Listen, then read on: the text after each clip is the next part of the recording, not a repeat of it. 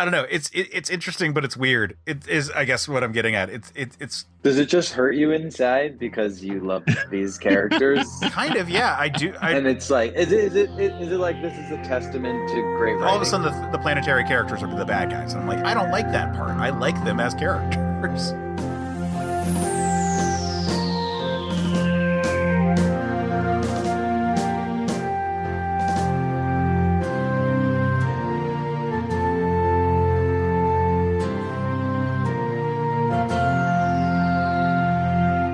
Hey everyone, and welcome back to the Men of Steel podcast. I'm Case Aiken, and as always, I'm joined by my co-host, Jmike Folson. Hello, everybody. Welcome back to the show. Welcome back to the show. And for those of you who might be wondering, like, well, what is the history of the show? Today we are doing one that is a bit of an archaeological excavation of sorts, because today we are digging into that fantastic series from the late 90s, early 2000s. We are talking about Planetary. And to have that conversation, we are joined by Jesse Galdston. Hello. Good evening. Jesse, who are you? Why should people? Where should people know you from? People should know me from essentially nowhere. I have a shockingly small internet presence. I'm Case's coworker. That is true. That is true. We are nerds of a feather at work and are able to shoot the shit about comic stuff all the time. And in particular, we've talked a lot about today's topic, which is we are discussing Planetary, which is a really cool comic from, like I said, the late 90s, early 2000s that is sort of a play on like a Fantastic Four kind of team setup, but really doing this like deep dive into the history of sort of the comic sci-fi fantasy genres as a whole, and really sort of like dissecting all these aspects of pop culture as if they were real and kind of grotesque and terrifying in a lot of ways. And it's a really fun book that has so much that it goes into. But the biggest reason that we wanted to talk about it is that one of the co-creators, John Cassaday, passed away recently. And so it seemed to be an appropriate time to have a conversation. And like, it's a book that did shape a lot of my thinking about the nature of the Superman analog. Like, I talk a lot about those on my YouTube series, and this is one that has at least two really strong examples to discuss, and probably more to go into if you really want to go in. You know, you could go into them all, but they would take a certain amount of time, and you'd have to sort of spend most of the time explaining, well, why are we talking about the character for this one? But hey, that's what this podcast is for. So we can do a few of those. So Jmike, you had never read this before, right? No, I'm not going to pretend. I had never heard this before, Case. You had never heard of this before? No. How much did you end up reading? So we looked at a few issues in particular that deal with the Superman analog. And so for today's conversation, we are looking at Planetary 1, 4, 5, 10, and then the Planetary JLA Special Terra Occulta. I guess we could have also looked at the Planetary Authority crossover, but I don't really like that crossover. Frankly, it's one that they don't really even interact with each other. It's kind of like a non-crossover. Yeah, agree. It's so. Yeah. I love Apollo from the Authority, but I don't think that cross, like, the only conversation we'd have is the one that we already had when we talked about the Authority. So it's not worth it necessarily for here. So Jmike, did you end up actually reading either a Wikipedia article or any additional issues to what we described? I read them all, Case. Thank you very much. No. Wait, not the issues in question. Did you read the issues in between? I don't know what you're talking about, Case. I'm not trying to like grill you on this one. It's just a legit question. No, like, I didn't. You had homework, and I'm assuming you did the homework, and I wasn't questioning that you did the homework. The question was, did you do outside reading? No, I didn't. I am ashamed. No, it's totally fine. That like I was curious if you would have read at least the issues in between the ones that we were looking at. Not assuming that you had read the entire run of Planetary just because we were talking about a few issues at the beginning of the run. I mean, I do. When we do these things, I do occasionally go back and like read the stuff to see what I missed. This one, I was like, this is an interesting concept. This reminded me of, I think it was the Authority, where they were just recruiting people from everywhere. And I forgot the girl's name from the Authority, where she's like she only can die on like the on New Year's Day or something like that. What was her gimmick? Right, Jenny Sparks, Yeah. She's also a who they sensory discuss baby. in this book. Yeah, Yeah, and I was like, wait a second, I know her. yeah. I mean, this is the other book that launched alongside the Authority, both by Warren Ellis. It was a big, like push of Wildstorm comics right before DC bought Wildstorm. Like, I think the first issues came out, or maybe the solicitations for the first issues came out, and then DC bought Wildstorm, and all of a sudden these became DC books. But it is they are sister series, and they deal with a lot of the same kind of concepts. In particular, this idea of the Century Baby, which is characters who are born on January 1st, and in this story, mostly 1900, but there are important ones that are born on January 1st, 2000 and January 1st, 1800 and so forth that are relevant to the larger like Wildstorm universe that like Warren Ellis like puts together here. So I guess we're going to do the game that we like to do when Jmike doesn't know what we're talking about or didn't know what we were talking about coming into it.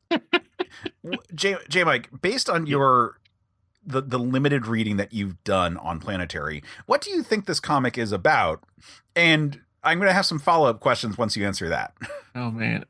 Well, from what I read from the first 4 episodes and not the crossover episode, which threw everything into a loop for me, it looked like they were just first they were doing a whole Avengers setup where they were just recruiting a team of special people, and they were looking for objects or things of a scientific nature. I think it was like it was the first episode where they find the guy on the computer, or was that episode 5 or book 5, where they find the guy who was like guarding the computer from. That's in the first one. issue, Yeah, that's one. And they come back to him later. Which I think is issue 5.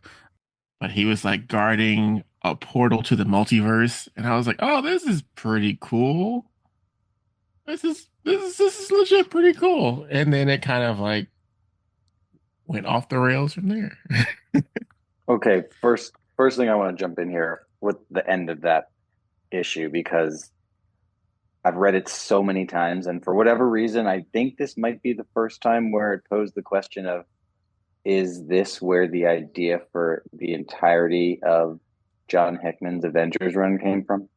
Oh, with the multiversal kind of like bleed over thing that's and happening the with other it? super team looking back at them across and attacking them. That's like so directly on point. I mean, I wouldn't be surprised if Hickman saw this and expounded on that idea. It certainly is the kind of vibe that they would both go for. Man, now that I'm thinking about it, Hickman and Ellis would be a very interesting collaboration on a project, because you can just imagine something like, man, so at some point we are going to have to talk about Supreme Blue Rose, which is a follow-up to the Alan Moore Supreme run in this very interesting deconstruction kind of way that makes the concept of superheroes feel like a system that the world has to like deal with.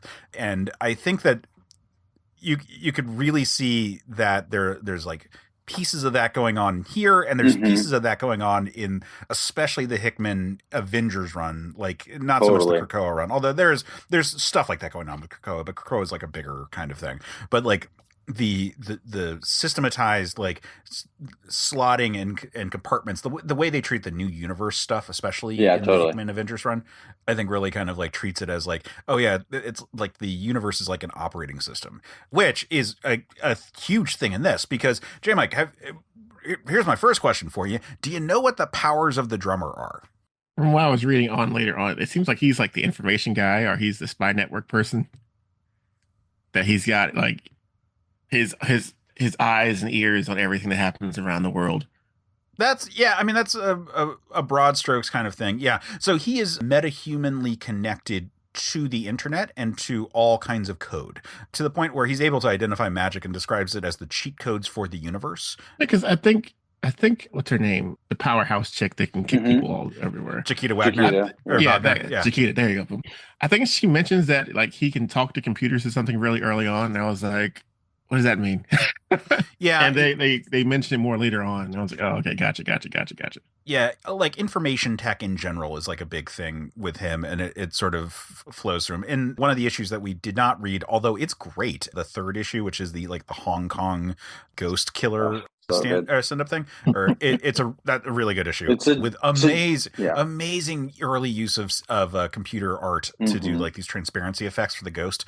Beautiful one. But they established that the drummer has like a null field, so people can't spy on them when he's around. Like information tech in general, he's just like really, really capable with, to the point that like it kind of flows through him. And if he was to die, there would be issues with the internet because he's like so integrated with it all. It's also cool because his power set seems to go beyond that in a way that isn't totally defined, where it has like Doug Ramsey energy, like where he can, you know, where he sees DNA and he can see that later on in the series. And that's like a total aside that is really not expanded upon at all, but quite fascinating. Huh. Yeah, like I said, like the code of the universe he can see, and like the series is a lot about how complex the code of the universe gets. Like the whole thing about like the number of measurements for the snowflake in this is a number that repeats throughout the series for like all these facets of how the universe works. Yeah, and they drop it in the first issue and then wait so long to come back to it, which I really enjoy. The other thing I just love about this series is the premise of the series is great. And you can describe it in multiple ways that are all very enjoyable, like elevator pitch of a movie. But I also like that individual issues are that way as well, right? Like you just touched upon the Hong Kong one. It's like, okay, what if we took a classic Hong Kong action movie a la, you know, John Woo, and we tinged it with horror, like amazing horror and / sci-fi. Go. Yeah, I mean, it likewise the second issue, which is the Island Zero, like the monster island. They make the whole point that they all are asexual and they all fucking die, and then there's just like rotting meat all over this massive island that people like come and eat and get sick off of. It's just like the grotesque horror of some of these things. They do a Hulk send up, and like they talk about how his breathing is just painful to listen to because it just is like disruptive to the space around him. You know, we really deal with it with the four, which we'll dig in. We'll dig into now. Jmike, who are the four? I'm not sure. I mean, it's these three main people, and I think they mentioned the fourth person, like who just funds everything. No, not the fourth man. Planetary, yeah. We'll circle back to that in a second. But the four they're an evil version of the Fantastic Four that are the main antagonists of the series. Yeah. So well, and they get shockingly little screen time for, I'd say, at least 2/3 to 3/4 of the series, which I love. Yeah, they're very much background players. But I think off in the shadows. Yeah, I think the grotesquerie of it is really a great point that you're talking about. I just, once again, it's one of the elements of this series that really just gets me on a kind of gut emotional level. And I think this is particularly true of people who have been fans of comics, sci-fi, fantasy, anything in that space, kind of marinated in it since they've been children. It will really grab you on a gut level because it really kind of takes your worldview of that and tilts it on its side in a funny way. Like you're saying with that grotesquerie. Yes, they're pitching it as particularly grotesque, but as soon as you see that, you kind of can't unsee it because actually that's probably what all of this would be like. Right. Right. So that's just an aspect of it that I absolutely adore. You know, you talk about rotting meat, the Hulk one, the list goes on and on, but with the four, I think particularly, right, when they explain kind of exactly how their powers work in this universe, it's really horrifying. Yeah, like the Reed Richards analog, he stretches, but it's like his mind that stretches. It's like it's such a weird version of it. Or the Invisible Woman one, like she can't see when she's invisible. She has to have infrared goggles so that she can see, just because like visible light doesn't enter her eyes. Oh, that's pretty cool. Yeah. Yeah, it's great. And and the way the guy who is the Human Torch looks is probably what he would actually look like in life, right? Like if he was burning that hot, he wouldn't look cool and all red, right? He would look right, bluish white. Yeah. Yeah, and the thing one just is impossible to kill, but like also can't go out in public because he's fucking terrifying and just weird looking. And so he's like just used to go. He'll be dropped off at places to go kill everything, and it sucks for him because he lives this terrible, horrible life that the only joy he can get is in violence, which is kind of what happens in the Fanforstic thing as it is. So yeah, I mean, he literally has no sense of touch essentially. So. Yeah, so that's the 4, and they play a big part, especially in issue 10 of this. We see them fucking up quite a bit of the Superman analog scenarios that would be discussed in this all. So this circles us around to the biggest question that I'm going to ask you, and we are about 20 minutes into the episode, so I feel like we can like throw up the spoiler wall here and not really like stress too much about it. But Jmike, this is going to be a spoiler for you as well if we address this one. Here's the big old spoiler question. That big old question is, who is the 4th man? Not sure. So you have clues in the main series issues. You have actual confirmation in Planetary JLA Terra Occulta. It's just the circumstances are so flipped around that it feels weird to like draw information from that one. Mm-hmm. But they do actually come out and say it. They do? Yeah. I must have missed it. So the 4th man is Elijah Snow. Wait, really? He just doesn't know it. Okay, I was very confused because I did not understand what he was or what he did. Oh, his introduction was really cool, and like everyone kind of like doesn't really care for him, especially the people around him or whatever. And I was like, okay, he must be kind of a dick. But like, like I never really got like the whole reason of him being there. Besides, he's super old, and it has to do something with him being born in 1900 or something like that. Yeah. Yeah, I think one of the things that's a little weird is that I think it's taken for granted, or it's not always explicitly shown, that seemingly all the Century babies have like a loose, low-level power set of just being very durable, potentially super strong, a couple of other things that they don't really show off, because I would think if you just lived like that and took it for granted, you wouldn't have the need to show it. And then they also walk through the world in this way of just, after they've lived long enough, knowing they're probably not going to die. And so they have the kind of, especially with the gray hair here, I feel like he gives really man with no name, like badass energy. Just struts around like he owns the place all the time, even when he, at the beginning, essentially knows nothing and is coming to the group out of nowhere. Well, but part of it, what's funny is that he has this cantankerous, like he should own everything kind of mentality, because he does own everything. He just doesn't remember that he owns everything. He was everyone's boss. And so him being brought back into the fold with amnesia, but enough memories of his whole deal that he isn't questioning the gaps the same way. I think he had amnesia. So the 4, basically, the 4 and Planetary are rival exploratory organizations, with Planetary theoretically being more dedicated towards sharing the things that they find with the rest of the world. But we'll come around back to this one when we talk about Terra Occulta. They're rival organizations, and so the 4 are the bad guys, and Planetary are the freedom fighters in this one, where it's like it belongs in a museum. But that's the dynamic between the two of them. Anyway, so Elijah Snow, I forget what the whole deal is, that he gets his mind wiped by the Reed Richards analog from the 4. It's like some deal to take him off the board from being a useful member of Planetary, so that Planetary can't get in the way of the 4. But I forget why they don't just kill him. Basically, well, okay, so this is a major spoiler. It's essentially the end. I think the reason why they don't kill him is because he maybe knew about the ship all the time, and they really wanted that. I think that is what's going on, even though they never exactly say it, and it's not clear whether he did. In terms of the memory loss, what's going on is he agrees to get the mental blocks in place to sacrifice himself, with the agreement that the 4 won't go after his compatriots, right? Won't go after Chiquita, Drummer, or Ambrose, even though they don't exactly go after Ambrose, but it's their fault that he's gravely injured.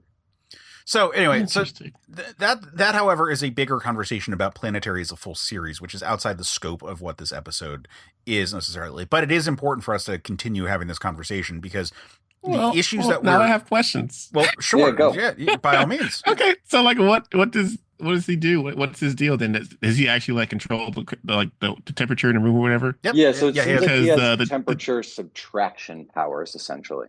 Yeah, because like I remember the lady at the diner wherever he was in the first issue was like, the air conditioner always works weird when you're here. Yep. And then everyone like later on was like, it's always colder when he's around. Yep, he is literally a cold bastard. He has cold powers. They're not the big focus. It is his primary thing offensively and as a metahuman. But obviously, like the greater impact that he has is by his 100 years of experience and being the wealthy benefactor that sets up the planetary organization. This is true of a lot of the Century Baby stuff, though. They have a kind of power theme that is not particularly strongly defined at one moment in time. Like, it's not like that it's constantly changing per se. It's just never really fleshed out exactly how it functions, and so it can stretch to meet the moment a little bit. So yes, he has cold powers, but it's not like he's Iceman. It's like it appears maybe he just subtracts temperature in various different ways whenever he wants, and so that can mean like, okay, he can lower temperature so quickly in a very specific place to slow down molecular reactions. There's a lot of permutations to this power set. Same thing is true kind of with Jenny Sparks and the Authority, right? It's electricity powers, but how does that really work? We're not sure. Yeah, they're all very powerful, but as we know that many of the ones of the 20th century are actually a little less powerful than the Century Babies of the 21st century, just because it seems to scale upwards. Jenny Sparks' successor is way more powerful than Jenny was. Yeah, it seems like the early ones, the kind of what I think of as like the V1 Century Babies, or at least the primary ones, a lot of them, it's like they control an elemental force in myriad ways. Well, I mean, sort of, because then you get into like the Doc Brass Society, which are all Century Babies, and those ones are all because like so there's Jenny Sparks, who is the spirit of the 20th century. Like that is her whole deal. She is extremely powerful. She is arguably the most powerful Century Baby that we see. She has this big energy ability. She's able to turn into electricity. She's able to kill God, executioner style. Like that's. That's her deal. Elijah Snow's pretty high up there in terms of the power levels of like outside kind of force abilities. But then, for example, the Tarzan equivalent, we know he's strong enough to fight lions and stuff. And he is Jaquita's father for also big spoilers there. Yeah. And she inherited the powers from that. And so it's implied that he was in a similar category to Jaquita. She might be more powerful than he was, but who can really say? Doc Brass is very well-rounded, powerful, but he's peak human and then like just blurring the lines because he's based on Doc Savage, Yeah. Okay, I wasn't crazy. I was like, this feels like a really Doc Savage thing. Right? Oh yeah. Oh, I mean, his whole team up is essentially like Thomas Edison, plus all the pulp heroes of the classic. Yeah, pulp I was heroes, like, wait a second. Yeah, the Shadow Spider fusion that they've got right there. It's they've very got cool. Fu Manchu. Yep. Yeah, goddamn Tarzan. And it's a wonderful send-up. So yes, I mean, yeah, it's a really fun series that really digs into these like kind of archetypes, and they have this element of the Century Babies to sort of present a part of the system. Like the Century Babies are literally Earth's like defense force that they sort of establish. The system of Earth existing is that it puts out each century these individuals, but some of them are like Jenny Sparks, like she is the personification of the century itself, versus others are still assembled by way of the factors that produce them. So like Doc Brass has an origin story. It's not just that he was born January 1st, 1900. Like he's the end product of this whole eugenics experiment, and there's like all this stuff going on because he's supposed to be based on Doc Savage, and so there's a thing that leads to him existing the way he does. It just happens that he's born on January 1st, 1900. Yeah, same with the Harks, essentially. Yeah. Now, there's also Like, and so that's why they don't all just die at the end of the 20th century. Jenny Sparks dies at the end of the 20th century because she was the literal personification of the century itself. But like we do see, for example, the 18th or the 19th century babies, the ones born January 1st, 1800. There are still ones like wandering around when we see some of the early adventures of Elijah Snow in the series. And so we do know that like there's bigger shit going on for all these characters, I guess. But that's Planetary, man. It loves going into just always more stuff going on. Yeah. There's so much weirdness. There's so much sci-fi, like esoteric stuff to like look up and try to reference. It's a really cool series in that regard. And it does really cool stuff with each thing that it discusses. And each issue is very much like, here's a topic of the week that we're going to sort of explore. The cover might be a send up to it. We're going to do something kind of interesting with it. And we're going to discuss these kind of concepts and sort of start building out this bigger world in a similar way to the Alan Moore Supreme run, where like each issue was like, we're going to do the history of comics. This is a bigger history. It's not just the history of comics. It's not just looking at like, okay, here's the golden age and then here's like the EC comics era and then here's the silver age of comics. Like each issue is like, here's a big sci-fi concept. Here's a totally different sci-fi concept. Here's like, we're going to do an issue about the Aboriginal Dreamtime over here. Like here's one of the best ones. Multi-reality base. The Aboriginal Dreamtime one is special. So the book opens with this.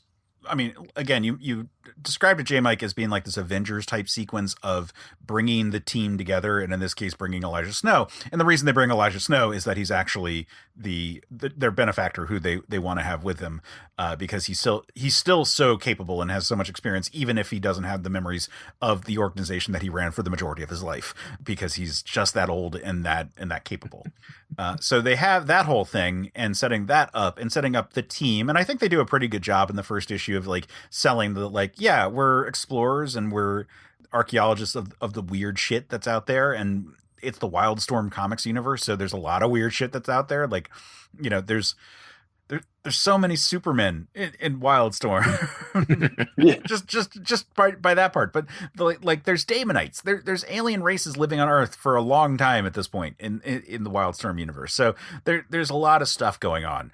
And this book is like, there's even more weird stuff than you thought. Like you thought you knew who was the equivalent of Doc Savage. Well, you haven't seen anything yet. Fuck you, John Colt. Yeah. Anywho, so we set up Doc Brass, who I just goddamn adore. I'm a big Doc Savage fan as a general concept of a character, and this is such a spot on rendition of him. He looks so fucking cool. Tom Cassaday just so draws good. Yeah, a great character here, and the whole team is really cool. I find that whole dynamic really really fun. Like all these like great this collection of great men from you know, again, Thomas Edison is in the room with them all. Like it's so cool. Jmike, what was your reaction when you saw the snowflake for the first time? Well, I was watching. Like, they were describing it as a computer of sorts, and I was like, okay, it's like, I'm a DC Comics fan. I've seen lots of things before. But when they described like them looking at the different branches of reality and how the universes would expand upon themselves and things like that, and then they found someone else looking back at them, I was like, oh, that's not good. And then the big fight happened, and then everyone died except for Doc. And I was like, holy hell. Yeah. Now I hope that this shot here, when they say that, and someone was looking back at us, like I hope this shot is where you understood why we wanted to talk about this series on this show, right? Like when it's the shot of just the JLA. Yeah. Like I was like, oh, gotcha. See that before. Yeah, such a great shot. So I want to talk about this group for a second because I find it rather interesting. The Superman equivalent looks very similar to what you could imagine the Superman from issue 10 looking like all grown up. Mm-hmm. You know, he's bald with white skin. The details of the character are not super specific, but like they certainly could match up well enough. the Blue Lantern character also has a Blue Lantern, which is very similar to like the one for issue 10, who that Blue Lantern is important and has been used elsewhere. Like the character Lamplighter, who is another Green Lantern knockoff that Warren Ellis introduced in the original team that Apollo and Midnighter were a part of. Lamplighter was a member of that team, and the lamp that Lamplighter used was actually taken from the alien in issue 10. They talk about that in that issue. So the fact that we have a similar power set or signature for this character leads me to think that it is there is a degree of prescience and interconnected weirdness between all these things. It's not just like, well, here's another Green Lantern based character. Like, no, it's using the same rules for that Green Lantern based character. Yeah, it's just my interpretation of it. No, that's definitely how it looks to me. Yeah, unfortunately, the Martian Manhunter character is purple, which means he's probably not a Daemonite, which are normally green, because that would actually be consistent. But, what are you going to do? We can't have everything he could be green, I mean, it could be reflection. It could be a bad camera angle, These things happen. Now we got a pretty clear shot in the next page where he's like still very purple with a very green cape. So this one's a pretty quick one, and I love the imagery of a Doc Savage character and Superman facing off in the same panel as a Batman facing off against the Shadow. Like it's such a wonderful panel right there. Yeah, that's one of the best of the whole series, and it's just that I think the impetus for this, if you remember, was the original impetus is I can't stop talking about Planetary to you every time I see you, essentially, because I'm obsessed with this comic and it hits me emotionally in a certain way.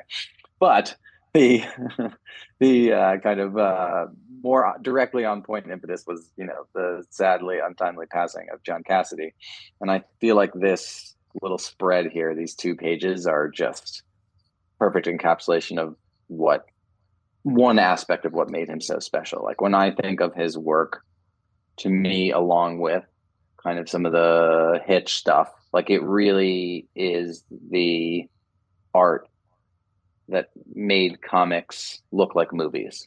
Yeah. In a way that I don't think they had before. Yeah, I think Cassaday has a style that is really embracing of modern technology in a way that is very attractive and probably would be difficult to look at if you didn't have that step forward. Like we talked when we covered The Authority, that like Brian Hitch is an artist who I didn't like his stuff before, like the ability to use gradients and to use computer coloring and stuff really like made his work pop. And I could imagine Cassaday's in the same kind of ballpark. But even if it is a style that transcends it, like it's still a style that dramatically benefits from it. Like there are artists who, like, I mean, you can look on like the DC Universe or the Marvel Unlimited app, like they recolor all these books, and you can see like old like Jim Lee or something, and they'll have like all this like modern cutting edge like gradient work on it, and it doesn't do anything special because that's not how the art was drawn in this case. This is art that is designed to work hand in hand with that extra level of technological embrace. Like this is a futurist book in general, and Cassaday's art really works hand in hand with that. Yeah, I think look at page 2 and page 3 of this first issue, those 2 kind of close-up detail oriented shots of Elijah Snow's face. That doesn't pop hard without the computer stuff. Right. And those, I think, really set the tone for the 2 sides of his work that always is what stands out, right? He can do the big splash pages and cool set pieces like what we were just talking about with the JLA analog. And then he can also do these incredibly detailed facial work as well that kind of hits on a psychological level, I think. Yeah. Fantastic art. And it's just, it's such a shame that that he passed, because he really, you know, blew out all the stops, and he did it on tons of books after that too. Like his X-Men run is also legendary, but yeah, I mean his run here on Planetary was just so fucking beautiful, and that first issue sells the book so well. Why don't we shift over to issue 4, which is a little bit more abstract in terms of being one for us to discuss on this, and that's because it is that first fork in the Superman analog tree, this is a Captain Marvel issue. 100%. This is a nod to the Shazam style Captain Marvel, and it is so fucking cool. But at the same time, it also has like this like Pulp Fiction kind of design to the cover. We should note that every cover had like a completely different design to reference a different thing, and this is designed to look like sort of a Flash Gordon-y kind of like Pulp Fiction, strange adventure kind of cover there. And yeah, so we have this revealed crash site where it turns out that it's a shift ship like on that spot. And when this guy who is like they very clearly set up that he's an orphan, which is just like, yep, just like Billy Batson. Like we're really gonna like emphasize like these details about the character, even though it's an adult, like he's like an adult fixer for Hark. And now he like gets into the situation where he is led to make contact with the shift ship, which causes him to teleport into the space. And goddamn, is this a beautiful tableau of imagery. Yep. When we see the insides of this like fantastic ship. Now, Jmike, when we say a shift ship, we have encountered these a few times, but it's been a while since we did. It was all in the Authority stuff that we looked at. The shift ships are like the main ship that the Authority use as their vessel, and then also the ships that counter Earth, that was like the Renaissance like alien Earth, like the blue world. Yeah, the blue people.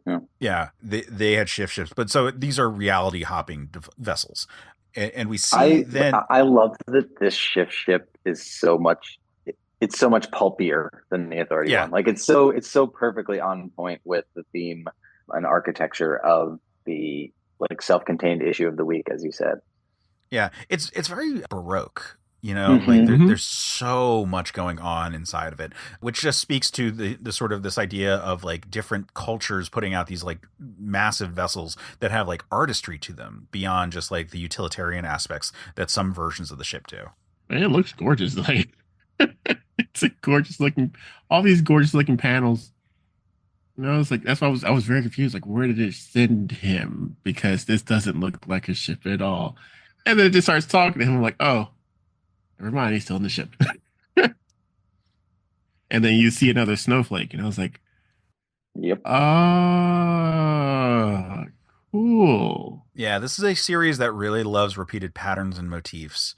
So that snowflake becomes very relevant, especially in this issue, because it's dealing with a reality hopping vessel and a character who becomes empowered with a lightning symbol on his chest. Yeah, but it's like you go from like the snowflake thing, and like the next page is like the ship hitting the planet when the dinosaurs are all around. Yeah, it's you're like, oh, they've been here for a long time. Gotcha. I think the last page of this issue really kicks off the second stage and kind of the fullness of the story, right? Earlier you touched on the theme of, the vague premise of this, or at one level of generality is, okay, what if the Fantastic Four were truly horribly evil? And the subtext there is maybe the Fantastic Four just are actually horribly evil. Right. And then you said, okay, Planetary is set up as a rival organization. They're nominally the good guys, but it once again poses the question, are they? Like, what's better about them? And I think here you can really see the decision to make it better, right? Where he says it's time for Planetary to stop watching things and start doing things. And I think that's the moment where you see that decisive, they are set up in pretty direct opposition to one another. Yeah, no, for real. I mean, like, that is a central question of the series. Like, how are they better than the Four?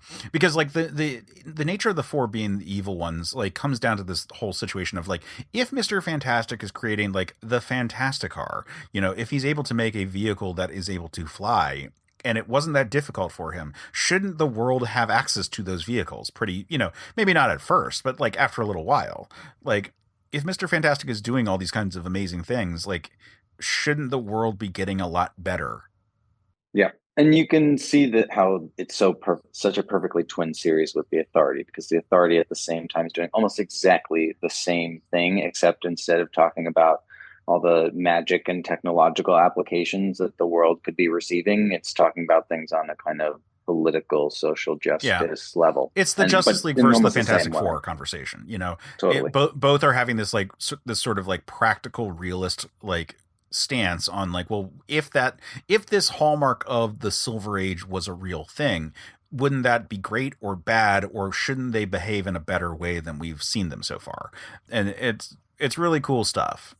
I think the thing that really gets me about the Planetary on an emotional level versus Authority, which is, a very enjoyable series. Obviously, it was less of a fully realized vision because of all the delays and changes and all of that through its publication history. But I think even if it had been completed, I still think Planetary would always hit me on a different level because it really embraces what's so enjoyable about the Silver Age, the kind of the true strangeness of it.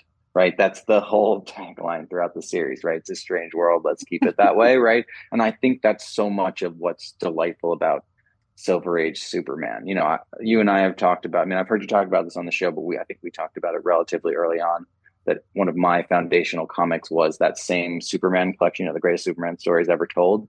And while there are ones that are more emotionally resonant or have better art, the ones that I went back to over and over again as a child were the weird Silver Age ones. Oh, Superman Red, Superman Blue, and then on and on and on. And just there's throwaway stuff throughout those that could be its own series under a modern revisionist type of telling. And I think the same is true here with Planetary.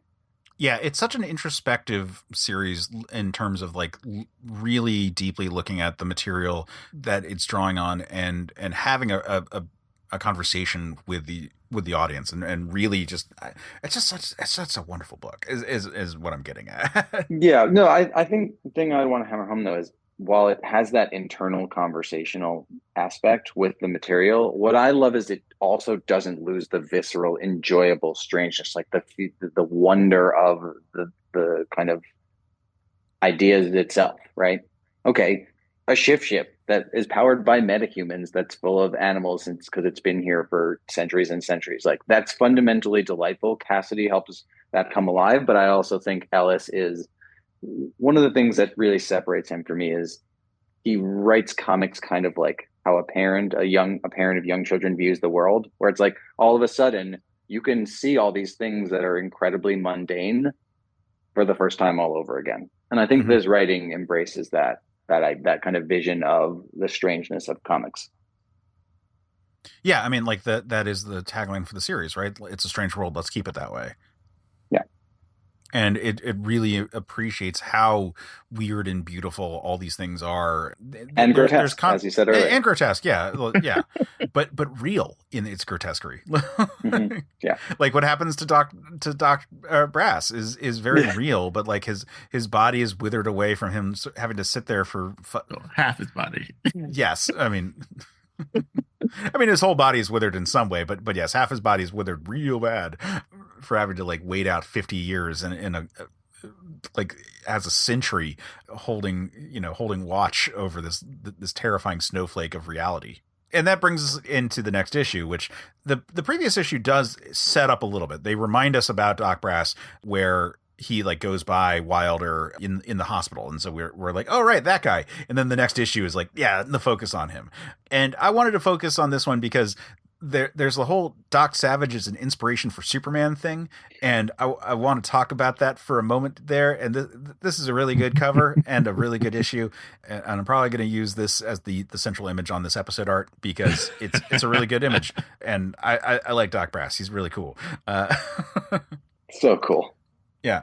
So the biggest reasons to talk about this issue for this show is to talk about Doc Savage and to talk about a character who was named Clark and was the man of bronze and had a fortress of solitude and was considered a Superman and the greatest person of his era, leading a team where he was the number one expert in all of these fields and they were the number twos. Like that was his whole deal. And it's the immediate precursor to the Ubermensch kind of concept that we see with the actual Superman that Siegel and Schuster would put out. And it's just kind of fun. And like this is one of those areas where like it's how I was like tipped off to like go read more Doc Savage, because this issue is like such a great send up of it all. I love classic Pulp Fiction stuff. It like the adventures are just like wild and crazy and like, you know, they're problematic as fuck, but at the same time they're so cool. I'm a big Shadow guy. Yeah, Shadow's I really enjoyed Shadow, and Tarzan is a big one for me. I also like, you know, you said the precursor. I love that they literally have that moment in stylized old art with John Cumberland as the Superman. That's an actual panel, right? Of them looking each other in the eye, shaking hands, kind of. So very cool. Right. And John Cumberland is a character that we will discuss more at some point, Jmike, because at some point we are going to talk about Change or Die, the Stormwatch arc that featured Cumberland as basically Superman coming out to the world and saying, we got to make things better. And the governments of the world being like, fuck no. Yeah. Yeah. All right, that's a great arc. And if you never read it, which seemingly you haven't, it'll make it, given that you have read a lot of it, at least a substantial amount of the Authority, it will make you view that series in a totally different light because it is the direct precursor to that series. Yeah. It's opening the question about like, well, what else can we do with Superman? Like how far can we go in making the world a better place? And in a world where the governments of the earth could push back in a way that they can't in like Miracle Man. You know, like there's that great panel in Miracle Man where Margaret Thatcher is like, why do you think we'd allow you to do this? And it's like, allow. Because the Superman in that scenario has no rival. But in a world where there are Supermen on like government payrolls, like there's this push and pull about like people who really want to make the world a better place. And like, can the powers that be allow for that to occur? And Change or Die is a really good arc that deals with that. And that is the Superman who we see briefly in this issue, just to remind us all that there's this bigger world that Ellis has really like woven into the Wildstorm universe. Yeah. This is just really a magnificent issue in so many ways. You know, you get the actual just pages of Pulp Fiction books you might have read as a child, right? With better art than you could ever imagine, but perfectly stylized. And it must have been so much fun to write the text on these pages to be like perfectly stylized and cliche ridden. Yeah, it's so like it's so fun doing those kind of like send ups of you know, this very like purple prose kind of period specific writing. Yeah, just even just like the way it's kind of copy edited, so to speak, right? Like the double dash line because somebody had to, right at the bottom of the page. Just say really hits the nail on the head here. Mm-hmm. Meanwhile, it's a great issue just in terms of setting up the mystery of Elijah Snow and like, well, what the fuck were you doing during this whole thing? Because apparently there was like quite a bit of adventure going on while you were alive, Mr. Snow. Yeah. And, you know, and I think what's nice about that is when you have that moment right at the end where that question is essentially maybe not literally posed, but essentially posed by Doc Brass. You have Elijah having a moment, right? He says, I was busy. He looks pretty distraught about it. And I think this is kind of the counterpart to what, you know, to go back to the overarching theme, the counterpart to we need to stop watching and start doing things. This feels a little tinged with, it's obviously a personal regret moment, but also kind of the regret of, oh, I was on the sidelines here. Why wasn't I a part of this? Sort of. I mean, I think it also opens the question of him asking that, why wasn't I a part of this? You know, like, what was he really on the sidelines? The way that he seems to recall him being on the sidelines. Yeah, I was going to ask that question. So it's like him having his memory wiped. Was he actually part of this stuff, and he just flat out doesn't remember, or like was Planetary involved in a whole bunch of stuff? He was the guy in the chair for a lot of it. Like he was the money for the Planetary organization. So he wasn't always like the man on the street. But I think at this time, theoretically, like in the history of the book as it's later revealed, he was still doing. Yeah, he was doing adventure at the same time as Doc Brass. Yeah, they established that Doc Brass knew him better, and that is like kind of playing dumb at this point. They circle back around when Snow's memory comes back. Well, I think even at that point, he's not kind of striding the world in the way that these guys are. It's a little more think Indiana Jones energy. They weren't like close. Like they just he knew more about Snow than he let on in this issue. Okay. I will say he really does strike me as there's some superpowered Indiana Jones vibes here, and that really dovetails with what you said earlier of like the fight is over. Should we use this for evil or should we capture it for a museum? Right. So that definitely hammered home for me that that's kind of been lurking in the back of my mind of Snow as cantankerous Harrison Ford Indiana Jones, but with Breeze powers who lives forever. All right, now is the main event for this conversation. We've got two issues coming up here that shouldn't be a question why we're talking about them on this episode. And so first up, we have issue 10 of Planetary, which is Magic and Loss. Jmike, for our listeners at home, why are we talking about this issue? There's a Green Lantern thing on here, some Wonder Woman bracelets here. There is a very conspicuous looking Superman cape with not Superman markings on it here. I think we're talking about the JLA of sorts. Something like that, yeah. I mean, there's some aliens that send their kid off on a rocket ship, and then that planet explodes, and you're like, oh. Yep. I do love Green Lantern getting the promotion over Batman. I mean, I know that obviously because he has an artifact and superpowers, I realize that, but it's a nice moment. It's a nice moment for Green Lantern. Just saying. Yeah. And with the larger continuity that we established. But yeah, so Jmike, you wouldn't know the context of this one, but they're inside one of the Four's facilities at the start of this issue, and so they're Elijah Snow has like come back to sort of like oversee the team that's like scoping it out, which makes me wonder how much the team knows. Like they're like, here's the creepy old bastard from the team. Like they may not know necessarily who their boss has always been, but they may be aware that Elijah Snow is that guy. Like like they may not know much about him, but they may be like it might be like working for Jeff Bezos, where you're like, I've never met Jeff Bezos, but like I'm pretty sure that's Jeff Bezos over there right now. He's I love I love that there's like office gossip here. Yes. Yeah. I really enjoy that. Because earlier on it's like when they go to, is it Hong Kong or no, the Island 01, like the one Planetary employee you see is, I wouldn't say sycophantic, but has some hero worship towards the people who are on the main field team. Right. And that's one view. And then I like here you get the opposite of not just distrust, but just downright kind of yuck office gossip of like, oh, he didn't even back Jaquita up. Gross, Mm-hmm. Like I didn't know that was a 4-base. So that's pretty interesting. Yep. And so we set up 3 flashbacks to sort of go into the backstories for each of these artifacts. And so the cape, we go into the artifact, or the backstory is, hey, it's Superman. It's Superman. What? We're doing Superman. I find it cool the differences that they describe in it. Like it feels very much like like the Byrne era Superman in terms of this like kind of cold, weird world. Mm-hmm. But much more alien than even that.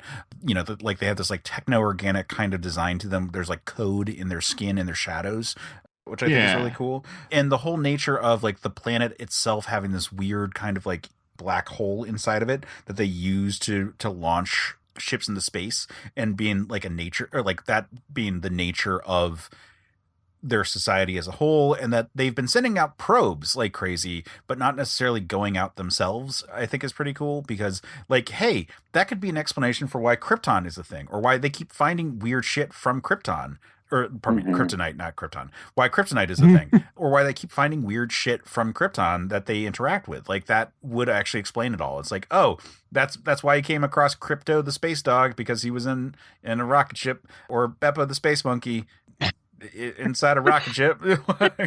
Monkey, but they also talk about the birthing matrix stuff too. Yeah, exactly. And that's really cool, because that is like the Byrne era Superman, where he's gestated in the rocket upon landing on the planet, but still has this sort of like warm kind of like romantic notion of the parents like interacting. It's just like this really fucked up, weird, super science fiction race that like, it's like we'll have a baby together on that rocket ship. And send it into space. No, but I love that you point out that duality there, because that is something that always catches me in this, just the quality of the writing, the ability to simultaneously make it alien slash borderline robotic, but also emotional. Yeah. And the little 3-panel sequence is kind of amazing. But it does add this extra degree of like tragedy to it all, because it's revealed that the rocket that launches with the baby that is the Superman equivalent is the straw that breaks the camel's back of the dwarf star, or the dwarf black hole inside this planet. And so it's being launched off as a safety precaution to make sure that the race continues, is the reason why the planet blows up in the first place. Yeah. Now, it would have happened, like the fact that he could just casually shoot a rocket off is indication that they were doing this a lot. So if it wasn't him, it was going to be like in like 5 minutes, someone else was going to do it. But, you know, like it is like melancholy to be like, oh yeah, Jor-El actually caused the downfall of Krypton. But it also makes sense that Jor-El, or rather the Kryptonian equivalent to Jor-El in this whole scenario, like that the Kryptonians caused their own downfall makes it make sense that they wouldn't be, you know, interfered with by something like the Green Lantern Corps, because it is always weird that it's like, oh, there are these space entities out there that would have stopped a planet from just blowing up, right? Like that seems like the kind of thing that the space cops are supposed to do. Like, aren't they supposed to be stopping those kinds of issues, or are they just being paid money to enforce the status quo? Like, what's going on here, space cops? Defund the Green Lantern Corps is what I'm getting at. But we actually get to deal with that here in the issue with this like Blue Lantern Corps describing how it was brought on by this race that like caused this problem, and so it's a shame that they weren't spared, but it sort of makes sense that they weren't, because like, you know, again, it's their own fault in it all, which makes you wonder, maybe that's why no one's shown up to save us from our climate change bullshit in there. We did it to ourselves. Just gonna throw that one out there as well. Fair. This is a this is a perpetually left-leaning superhero podcast. Yeah, I'll just say we deserve to die. That's my current position on things. If we go extinct, that's fair. Well, we did it to us. Anyway, I hope we don't. Not to be too morbid. I at the very least hope that one of us gets to join some sort of larger collective of space super beings out there. Something kind of Linsman-esque. I would hope that it'd be a little bit cooler than necessarily the Green Lantern Corps, but maybe like a Jedi. Like I could see that being something out there. But yeah, we get a straight up Green Lantern Corps in here, except they have the dope story of a planet, and this is why I think like bringing up a climate change analogy is fair, because the initial planet that they come from is a smog covered world from their own industrial like developments, and it becomes the first space cop on that world. So like I feel like having a conversation about, you know, societies bringing it on themselves is apt in this larger thing. I find it really cool. I find the idea that like, oh, walking through this like dense fog and smoke is the reason why that they use a lantern as their symbol, and like really sort of like sells the concept of the lantern being a symbol of a beacon of hope and of authority in a way that I think that the comics Green Lantern got away from it. I think it hasn't really worked since Alan Scott, and you know, it barely is a thing in the more modern Green Lantern stuff. And so this is actually a really good use of that. It takes the basic idea of Green Lantern and polishes it in a way to make it really solid. Yeah, contemporary Green Lantern leans way too hard into it as battery. They barely even talk about the lantern aspect. It's kind of sad because the Oath is extremely well written and really, I think, one of the great kind of cliched lines of comics history, and they just do not utilize that as much as they could. Yeah. So we get this wonder again. Just the Cassaday art is so good. The shot of the core and all of these weird variations that he puts out there, you know, there's so much texture to it all. Like it feels like a world of designs that actually are like makes sense. It feels, like when an artist is showing the actual Green Lantern Corps, like which has had so many artists like contribute designs to over the years. Like this one is equally intricate in it all, and it is so good in that regard. We get a candidate who is assigned to be the new Blue Lantern of Earth, who launches off, and we get this recurring motif of seeing a shooting star that like connecting it to the next thing, and get to the Wonder Woman one. Now this one is the most like it's straight up Wonder Woman, to the point that the next book like doesn't really deviate from this character. Like it's this is straight up Wonder Woman, except it's a science Wonder Woman. It's almost like if you were to try to tell the kids' version of this story is what Wonder Woman the comic would be, But Case, what do you mean? Wonder Woman always had science stuff going on with the her. Purple Ray. Lest we forget the Purple Ray, Case.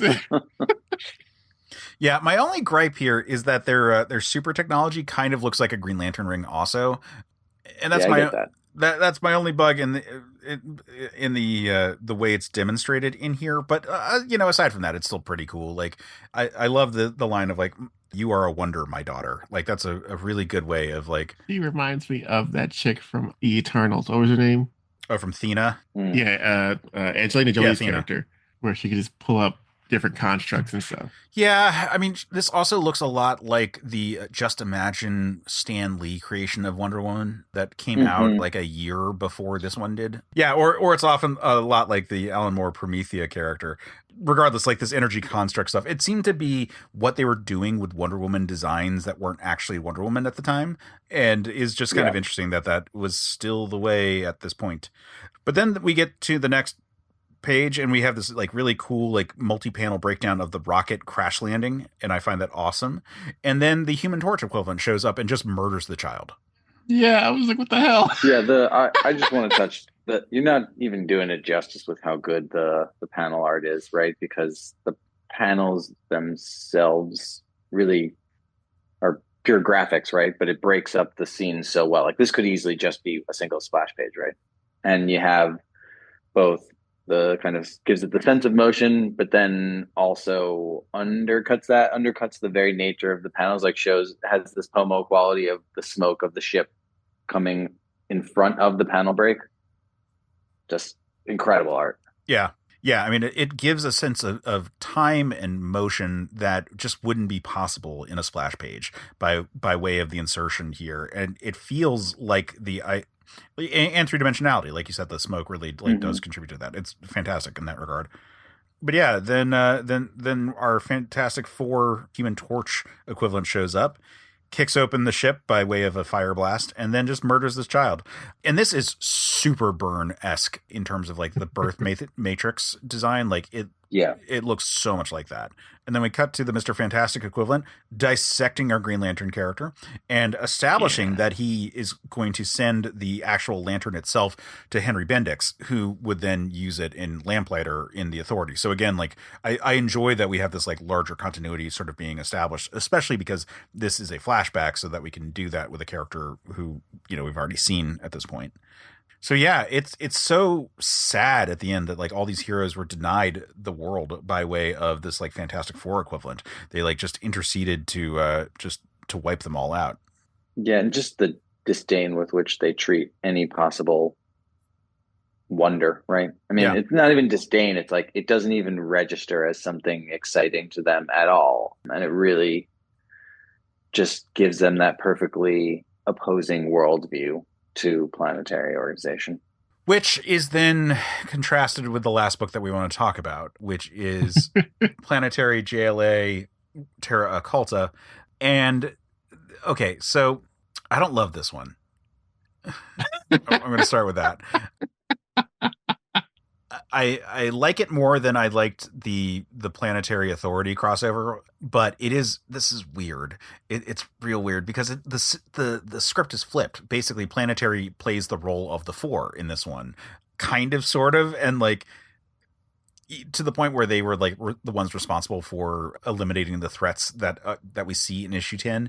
Like Jaquita talks about how she's the one to assassinate or to destroy like the Themyscira kind of like equivalent. And it's like, well, but Jaquita didn't actually do that. It was the Invisible Woman equivalent.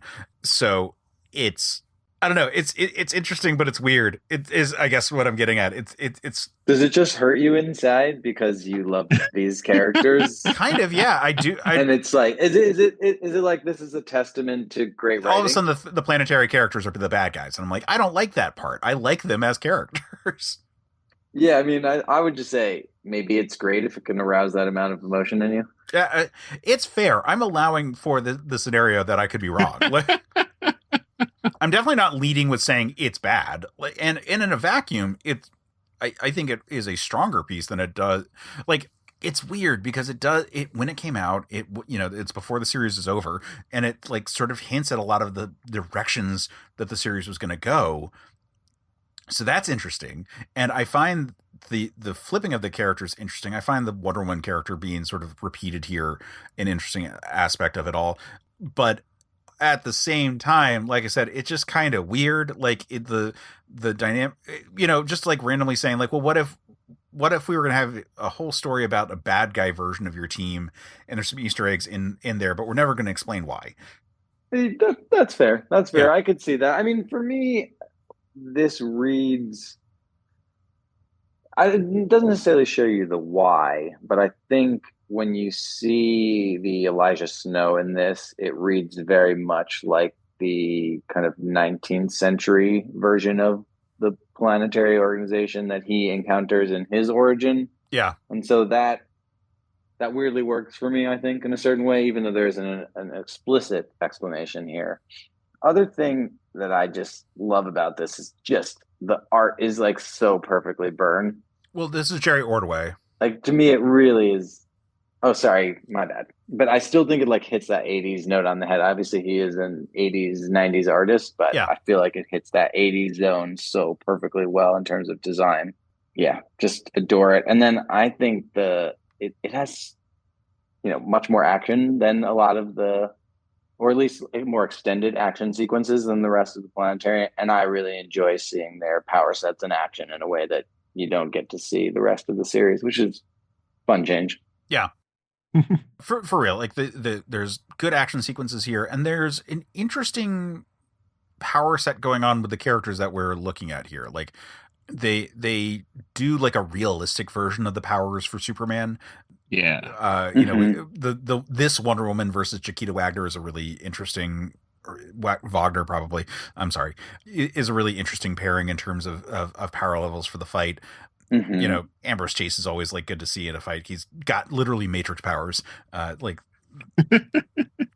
Jmike, you should read the rest of Planetary because you'll actually see more of Ambrose. He's very cool. The fact that he's a bad guy in this, Mr. Time Skip person. Yes, exactly. With the bullets. I was like, yeah, that's awesome. His power set is so cool and so well thought out. Like, he can create essentially localized, unique physics. It's so cool. Yeah, it's he's a very cool character. Again, one that only really works because of the advancements in technology, so that they can do cool like artistic effects for his like blur fields and shit. Like, very cool character. And then use the way they set up like the Batman suit so that he's like designed it to like counter like a frost guy as his enemy is like, oh, that's pretty cool too. Like there's a lot of cool stuff going on in this issue, and with setting up these like combatants as like interesting rivals for each other.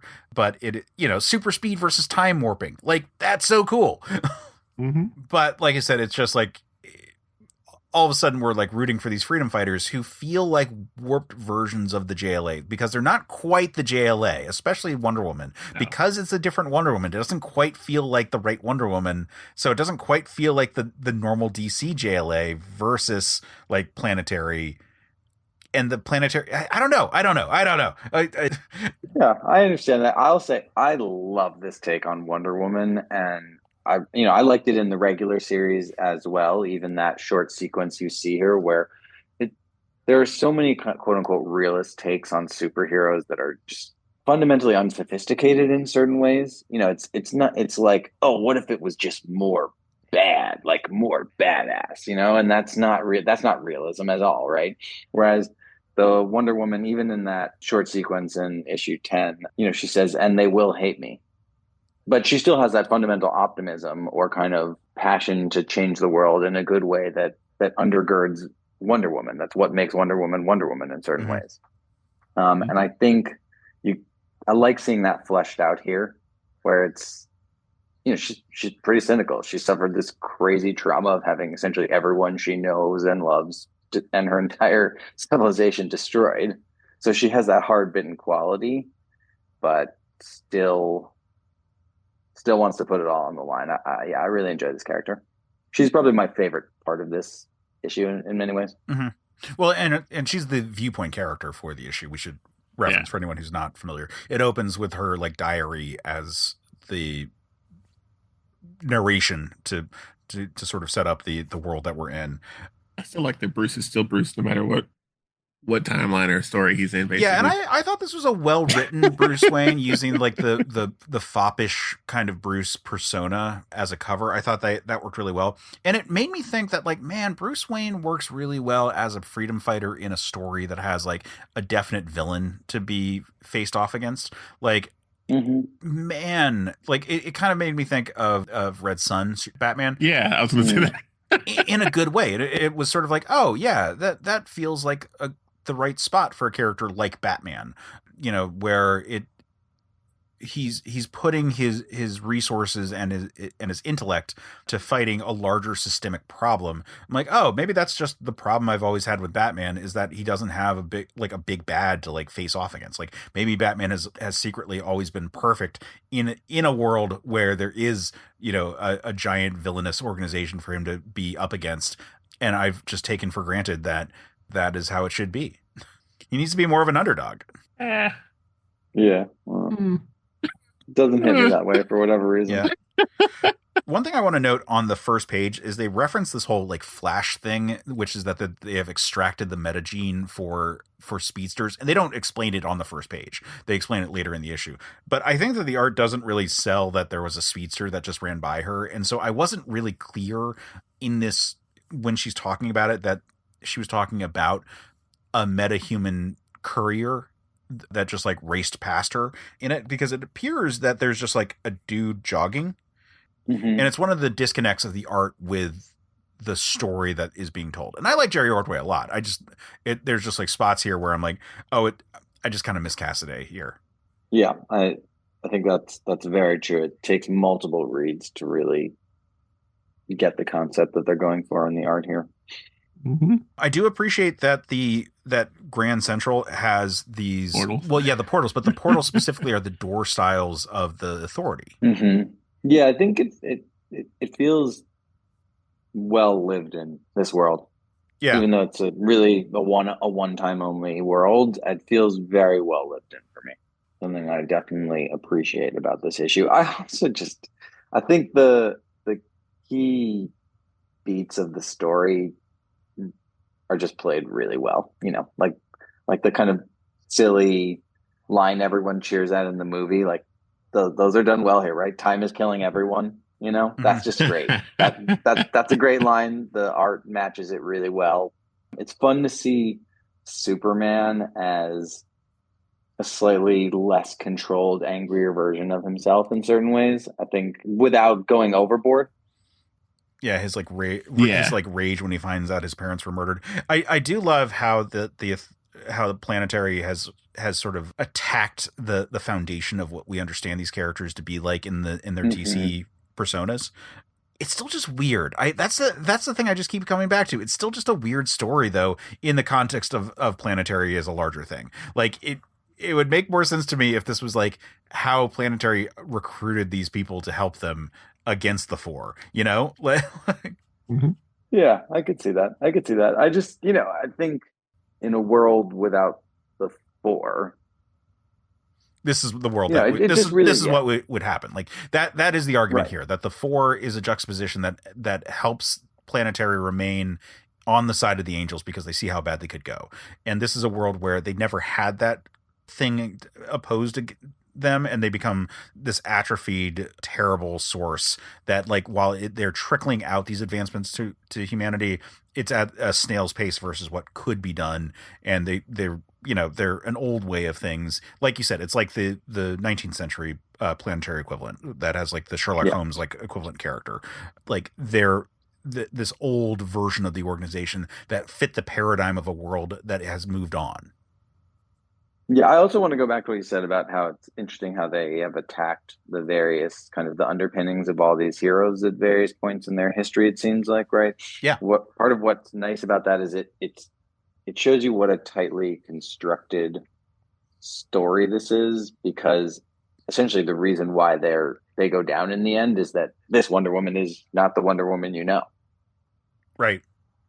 Right? Like she's willing to take that hit and kill Elijah Snow. He's right. The Bruce Wayne isn't going to do that, and they're about to lose. And then it turns out this is just a different Wonder Woman. Mm-hmm. Yeah. Which is both a strength and a weakness of this particular series. Because, again, it feels weird because it doesn't quite feel like it's the character that we know and love. Mm-hmm. But we're relying on it being the characters that we know and love to be on their side pretty quickly, like. Yes. Clark Kent sells it a lot by being this mild-mannered guy, like who we want to like root for. And he's like, I'm a newspaper man. And, because if you're a Planetary fan at this point, you've been rooting for this team and now they're the bad guys all of a sudden. It's just a weird book. That's the only thing I keep coming back to, where I like everything that's going on in it, but it works better in a vacuum versus having like the larger characters for some reason for me. And maybe I'm just not getting it. Maybe I'm just dumb. I think it is a weird book. I think it reads best as what it essentially is. It's an Elseworlds of, now it's like, okay, well, now the Wildstorm's actually DC. Let's make an Elseworlds book that has Planetary in it. And it plays as that for me. Yeah.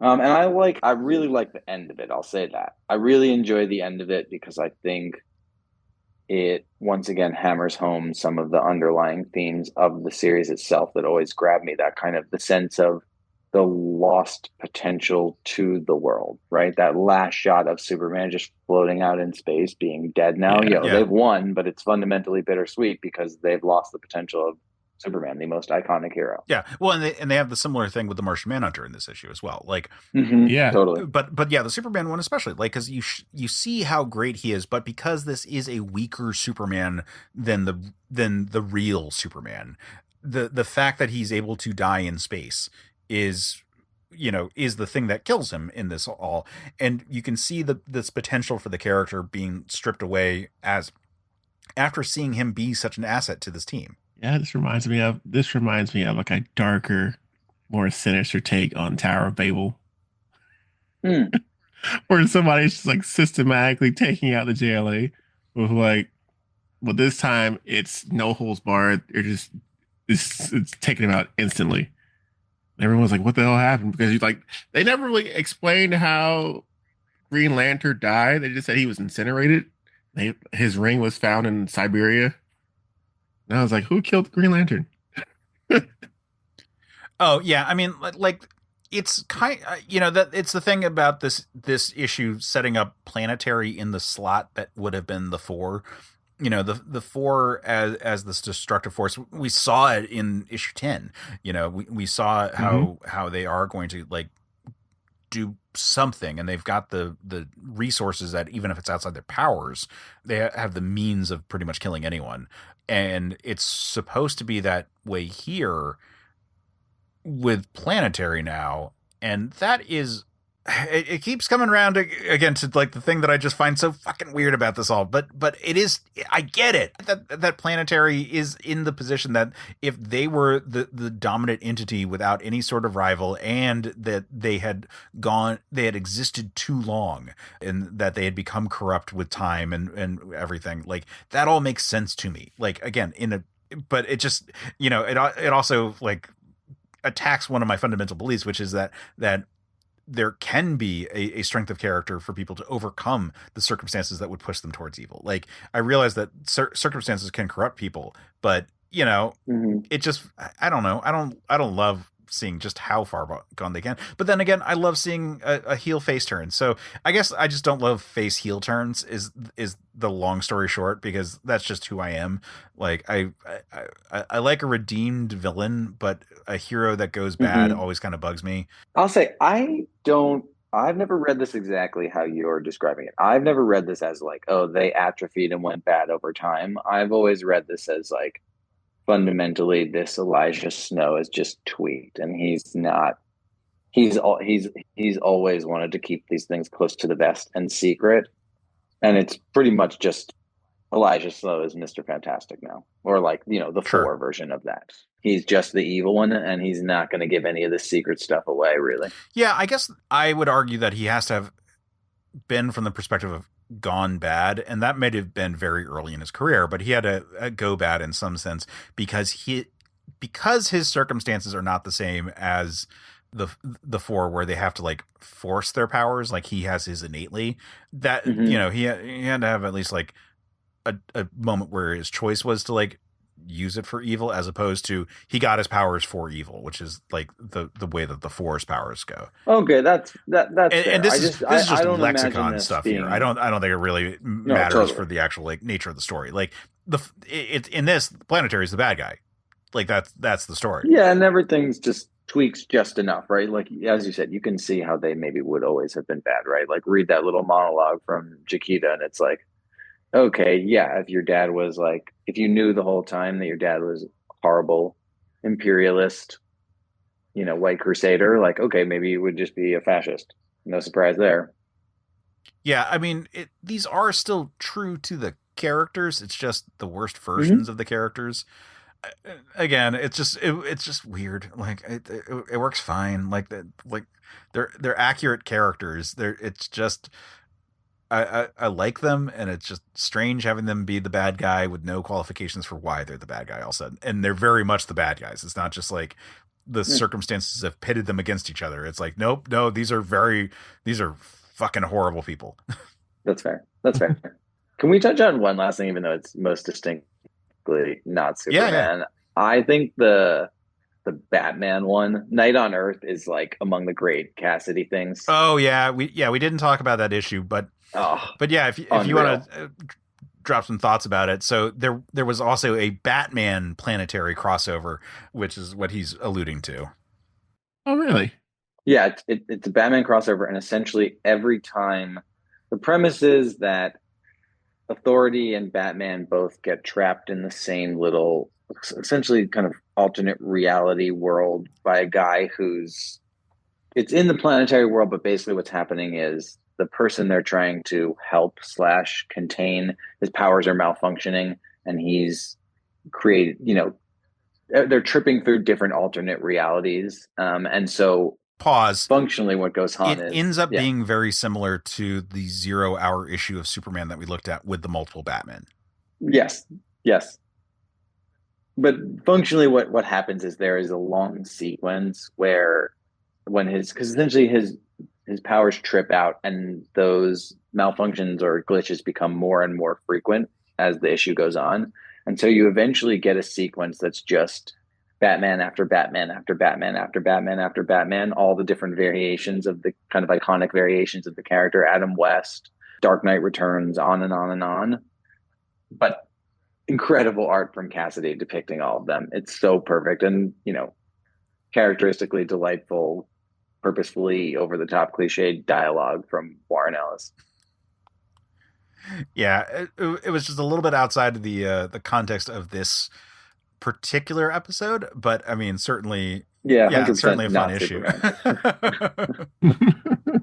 But just among the most fun issues in comics, and just such a perfect encapsulation of Cassaday's kind of genius.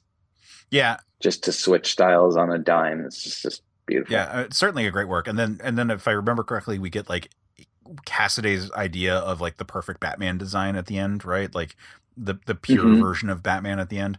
So God, his art's so good, and it carries this whole series so well. Man, this was quite the book. Jmike, having read this little tasting menu, would you come back and dine again here after having this prefix? I could do it. I could definitely come back and visit a couple times. You know, interesting concepts here. I do want to see what happens to Doc Brass if he gets his legs back, or does he have to get space legs? Yeah, this is pretty cool. I do enjoy the Wildstar comics whenever we come across them. Yeah, I mean, not Wildstorm, not yeah. Wildstar, Wildstorm. Late 90s, early 2000s, Wildstorm was like a special publication studio. Like they were doing some really good stuff. Yeah, and what's the vintage on the later that the weirder glory stuff and Prophet? Yeah. Is that still Wildstorm Well, or no, no? it was never Wildstorm for Glory and Profit because that was Okay. always Rob Liefeld's Extreme Studios. But yeah, I mean, like cool stuff. Like there have been lots of attempts. I don't know. I miss Wildstorm as a separate entity. Like when it was like folded into DC, I think that was like one of the big mistakes. I think that the Wildstorm characters just fit like they had too strong of a universe to just seamlessly fold in and overlapped too much with DC as it was for it to be like an interesting Totally. like lineup. I made this comparison actually at one point so Marvel acquired Ultraverse by way of Malibu in the mid 90s, and DC acquired Wildstorm. And I kind of think that if you were going to integrate the two universes, it would have been better to have flipped it because while the Ultraverse had a lot of Marvel type characters, the one big one that they had that like Marvel is kind of lacking is it had Prime, which is very much a Captain Marvel character that would have gone very well in the Marvel universe if the creator of the character wasn't a pederast who is we can't talk about that anymore.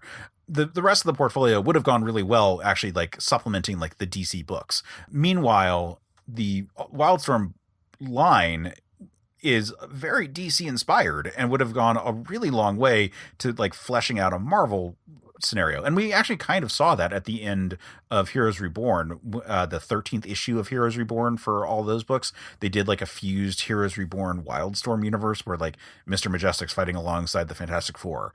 But yeah, like that would have been slightly more interesting kind of fusion. Like the problem is that like all the Wildstorm characters are so similar to DC ones that you end up in a scenario where like there's Mr. Majestic and Apollo and Superman. You know, like how much presence does John Cumberland have in a world that like already has Superman?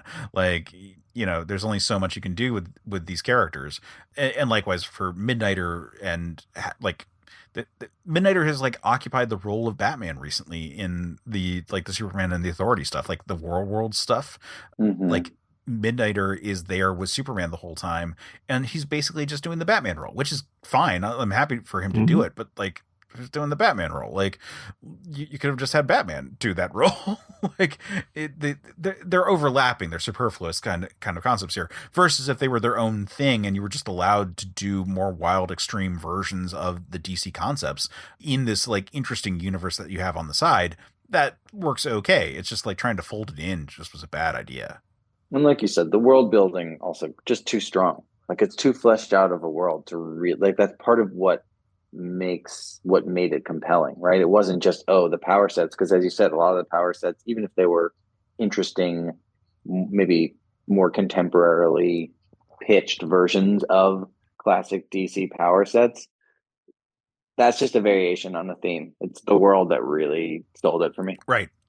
And the Wildstorm world was great. And Planetary was a book that really explored the Wildstorm universe and established like just how deep and crazy it was.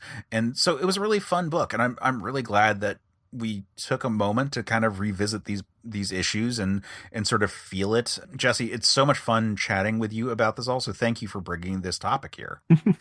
Thank you. It's my pleasure. Thank you for letting me exercise a little bit of this. Of course. So if people wanted to find you, where could they online?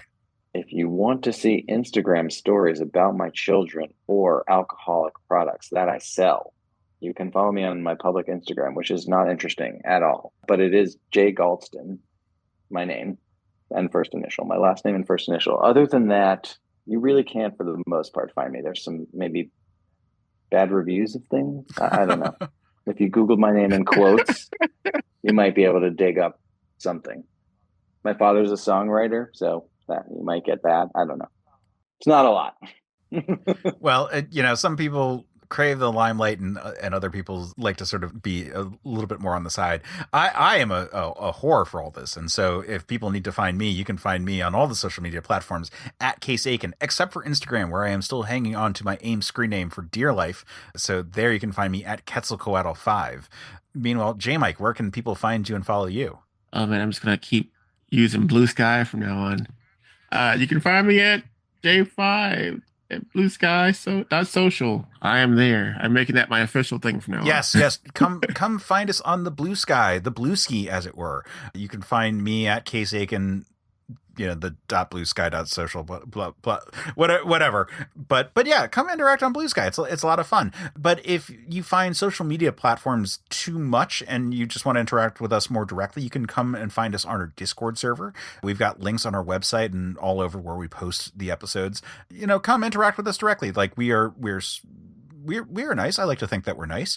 We're pretty inviting for people, and would love to have you at certain POV Discord. We have great conversations going on, and just the more the merrier.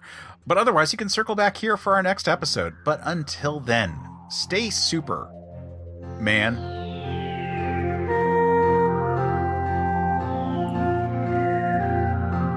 Men of Steel is a certain POV production. Our hosts are Jmike Folson and Case Aiken.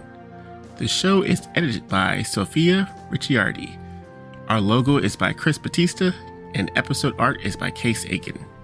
Our theme is by Geoff Moonen.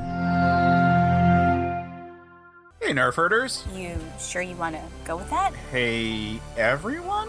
There we go. More inviting. Have you ever had a movie that you really wanted to love, but something holds you back? Or one that you did love in spite of a flaw? Well, I'm Case Aiken. And I'm Sam Alisea. And on Another Pass, we sit down with cool guests to look at movies that we find fascinating. But flawed. And we try to imagine what could have been done when they were made to give them that little push. We're not experts. We just believe in criticism. Constructive criticism. Sure. So come take another pass at some movies with us. And every now and then, we can celebrate movies that did it on their own, too. You can find us at certainpov.com or wherever you get your podcasts. Pass it on. CPOV. CertainPOV.com.